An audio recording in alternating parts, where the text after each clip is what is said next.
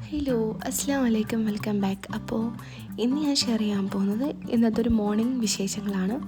വേറെ ഒന്നുമല്ല, നമ്മളൊരു ബ്രേക്ക്ഫാസ്റ്റും കാര്യങ്ങളും അത്രയേ ഉള്ളൂ. അപ്പോൾ ഇതിൽ ഞാനൊരു മുട്ടക്കറിൻ്റെ റെസിപ്പി ഷെയർ ചെയ്യാമെന്ന് വിചാരിച്ച്.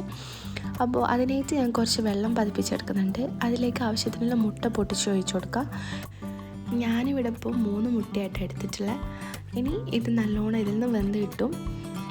നിങ്ങൾ വിചാരിക്കുന്ന വെറുവോ ഇല്ലയോ എന്നുള്ള ഒരു സംശയവും വേണ്ട, നല്ല അടിപൊളിയായിട്ട് ഈ വെള്ളത്തിൽ നിന്ന് മുട്ട വെന്ത് കിട്ടും. അപ്പോൾ ഇതൊന്ന് ജസ്റ്റ് വെന്ത് കിട്ടി കഴിഞ്ഞാൽ നമുക്കിതിൽ നിന്ന് മുട്ട മാറ്റിയെടുക്കാം.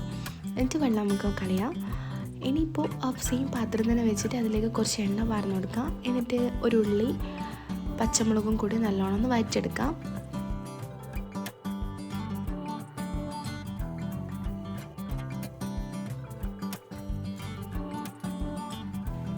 ഇനിയിപ്പം കറിക്ക് ആവശ്യമായിട്ടുള്ള ഒരു അരപ്പുണ്ടാക്കണം. അതിനായിട്ട് ഇവിടെ ഞാൻ തേങ്ങ ചിരണ്ടി എടുത്തിട്ടുണ്ട്.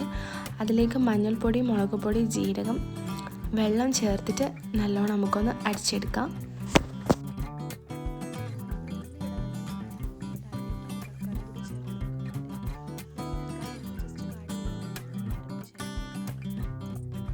ഇനിയിപ്പോൾ ആവശ്യത്തിനുള്ള ഉപ്പും കൂടിയും ചേർത്ത് കൊടുക്കുക. എന്നിട്ട് നല്ലോണം മിക്സ് ചെയ്യാം.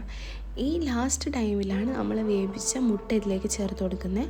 ഇനിയിപ്പോൾ വേവിച്ച മുട്ടയും കൂടി ചേർത്ത് കൊടുത്ത് കറിവേപ്പിലയും കൂടി ഇട്ട് കഴിഞ്ഞാൽ നമ്മൾ ടേസ്റ്റി മുട്ടക്കറി ഇവിടെ റെഡി ആയിട്ടുണ്ട്.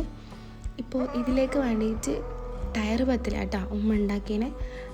മുട്ടക്കറിയും ടയർ പത്തലും എല്ലാവർക്കും ഇഷ്ടമാണെന്ന് തോന്നുന്നു. ഇവിടെ എല്ലാവർക്കും ഇഷ്ടം.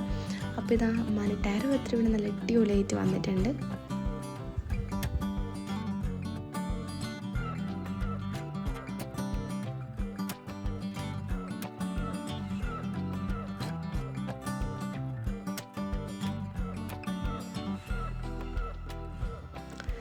അങ്ങനെ ടയർ പത്തലും മുട്ടക്കറിയാണ് നമ്മളെ ബ്രേക്ക്ഫാസ്റ്റ്.